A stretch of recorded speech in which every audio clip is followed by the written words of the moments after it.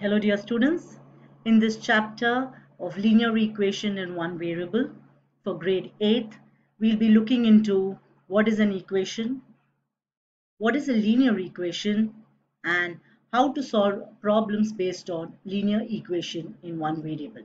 So let us look at few terminologies. You have come across the word algebraic expression before. So have you also learned equation? And let us see what are linear equations in one variable and how to identify them.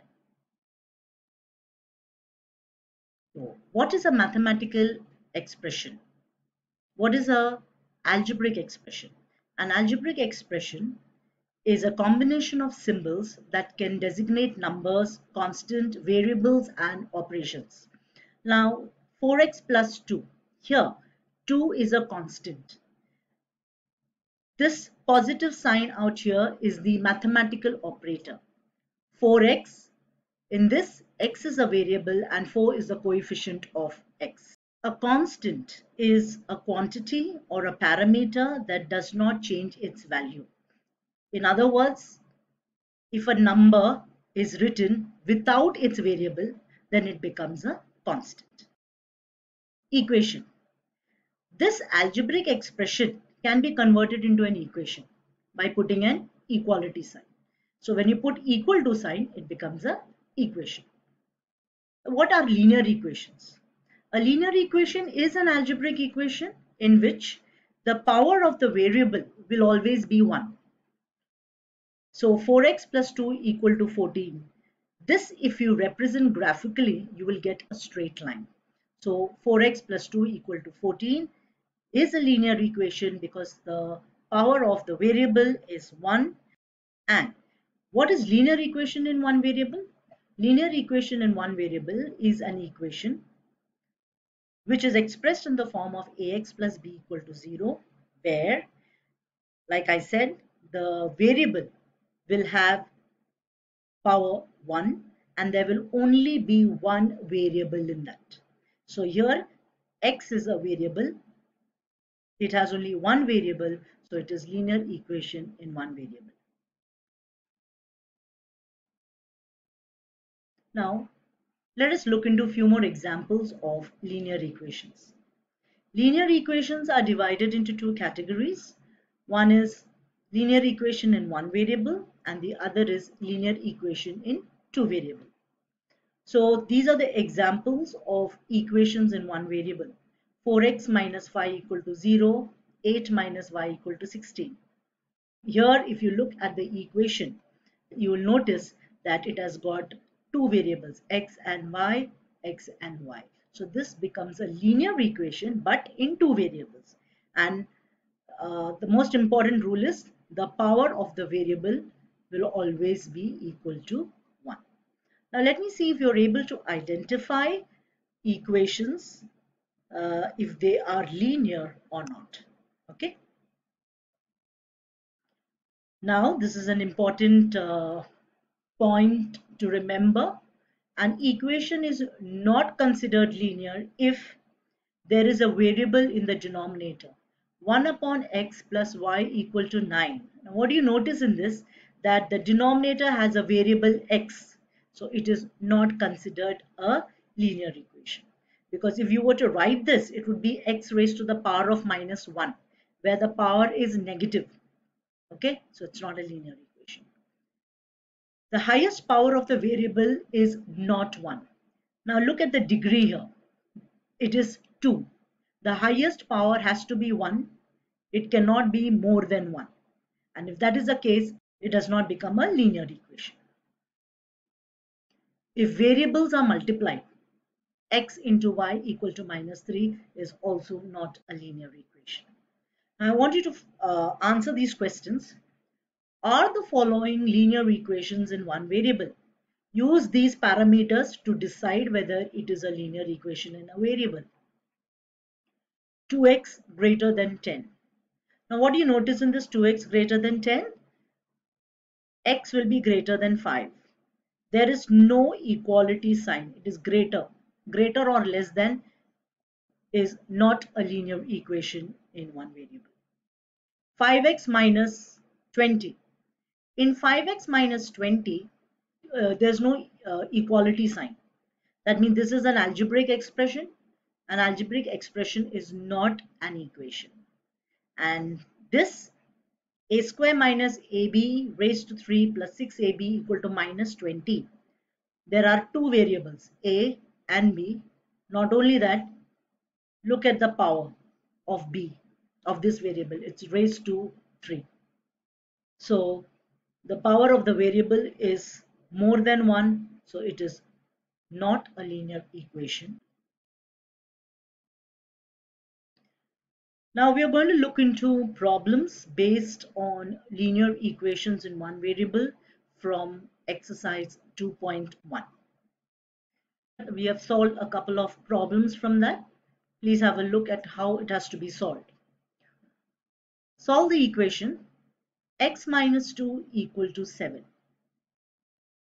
Now you can transpose minus 2 onto the right hand side. Now these are few things that you've already learned before. You have the left hand side of the equality sign and you have right hand side of the equality sign. Now minus 2, when you're transposing from the left side to the right side, the sign changes. So it is x equal to 7 plus 2. So x is equal to 9. This is one way of doing it. The other way of doing it is, I want to find the value of x. So in order to remove minus 2, what do you do to the left hand side? You add 2 to it. And whatever you do to the left side, the same thing you have to do onto the right hand side. So x minus 2 plus 2 equal to 7 plus 2. So x is equal to 9. Solve the equation 6 equal to z plus 2. We apply the same rule. I need to find the value of z.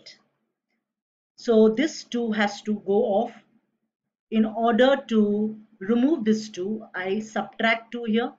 Whatever I do on the right hand side, same thing I have to do on the left hand side. So I have to subtract 2. 6 minus 2 is 4. So z is equal to 4. That is one way, and this is the other method. Let us look at a couple more sums. Solve the equation 3 upon 7 plus x equal to 17 by 7. We are applying the same rule.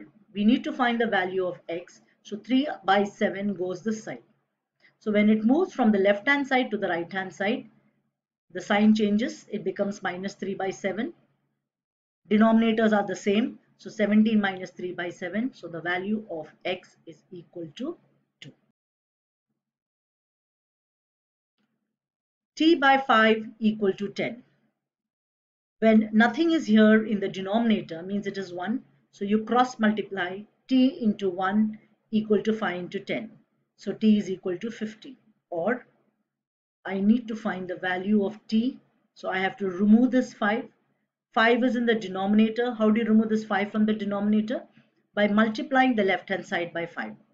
If I multiply the left hand side by 5, 5 and 5 cancels. I have to also multiply the right hand side by 5. So 10 into 5 is 50. Solve the equation. 7x minus 9 equal to 16.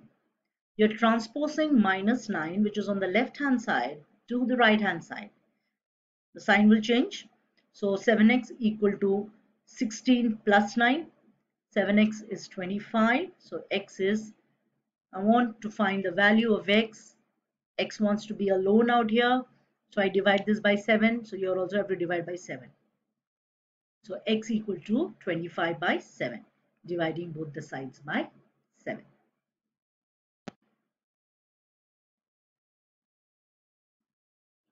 This is question number 12 of the same exercise. X by 3 plus 1 equal to 7 by 15. We have to calculate the value of x in this. So plus 1, which is a constant, from the left hand side, you transfer it to the right hand side. So when 1 moves to the right hand side, its sign will change. Plus 1 will become minus 1. Now 1 means it is 1 upon 1. So you have to find the LCM of 15 and 1, which is equal to 15. You're equalizing the denominator. You have done this. You know how to solve problems where you have to equalize the denominators by finding the LCM. So 7 minus 15 which is minus 8 by 15. One method is by cross multiplying here. 15 into x equal to minus 8 into 3. The other method is, since I want to find the value of x, x wants to be alone out here, I have to remove this 3 from the denominator. So to remove this 3 from the denominator, you have to multiply it by 3. So 3 and 3 cancels. So x is equal to, since I multiplied the left hand side by 3, you have to multiply even the right hand side by 3. So minus 8 by 15 into 3, multiplying both sides by 3. And then reduce it. 3 5s are 15. So minus 8 by 5. You either put the negative sign in the numerator, or you can put the negative sign here in the center. So x equal to minus 8 by 5.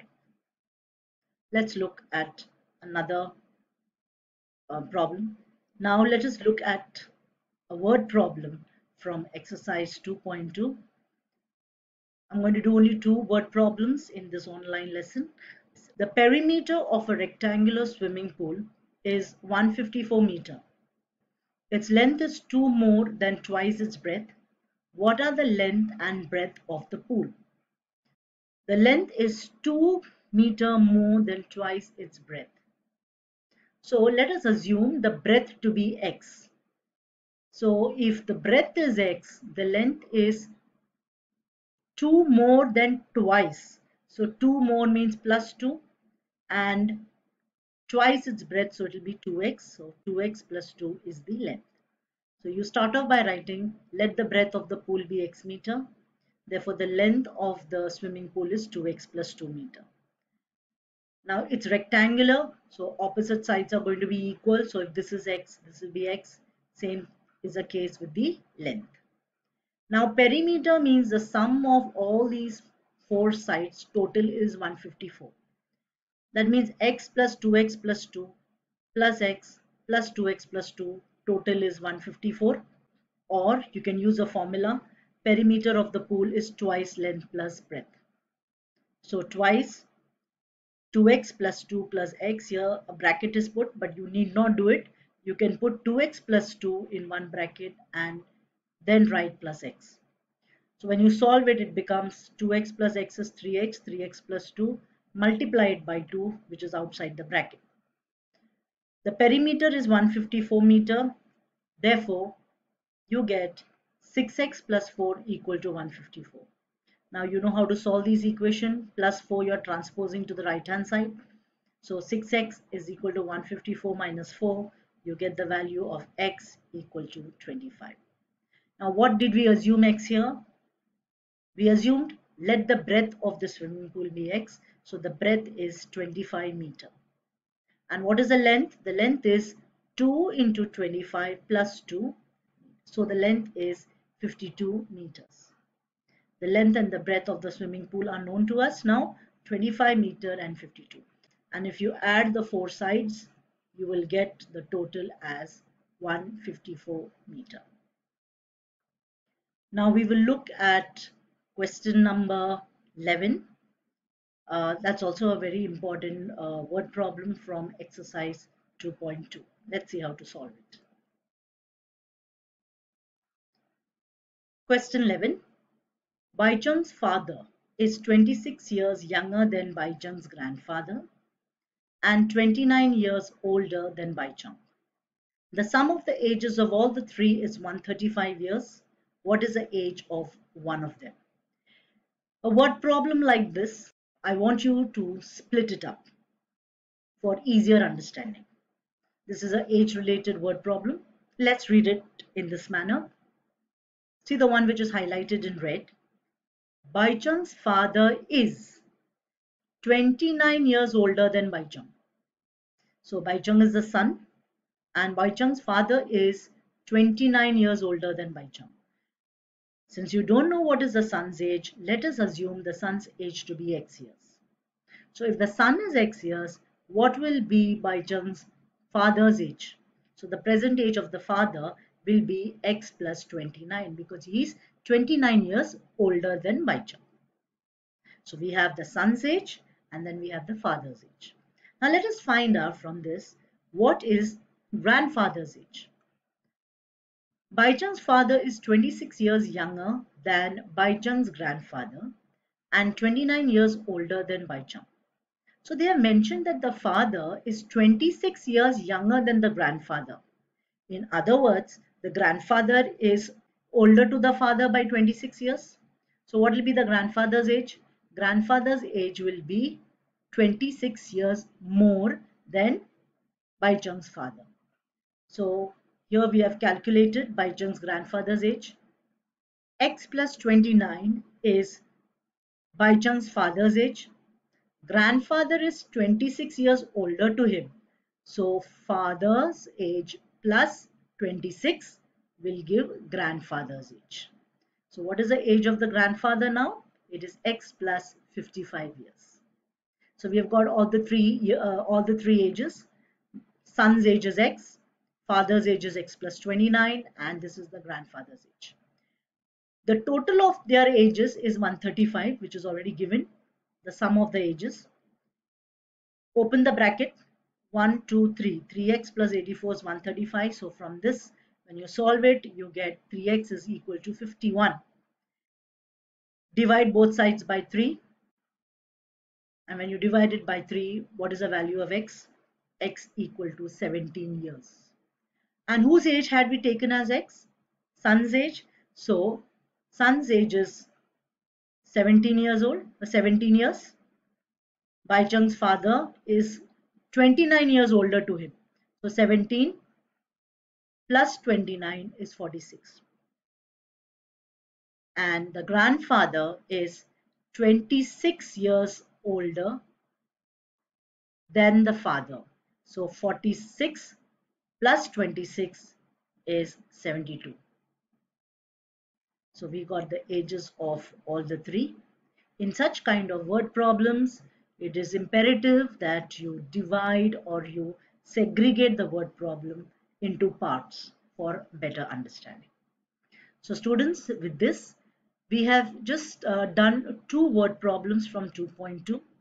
In the next online class, you will learn how to solve the remaining word problems. I want you to go through all the exercise, take a book, practice linear equations in one variable. Students, along with this, there is an online worksheet that is attached. They are all objective type of worksheets, which is based on identifying an equation, an algebraic equation, uh, to identify linear equations in one variable. I want you to solve that online assignment. Until then, revise everything and we'll see you in the next session. Thank you.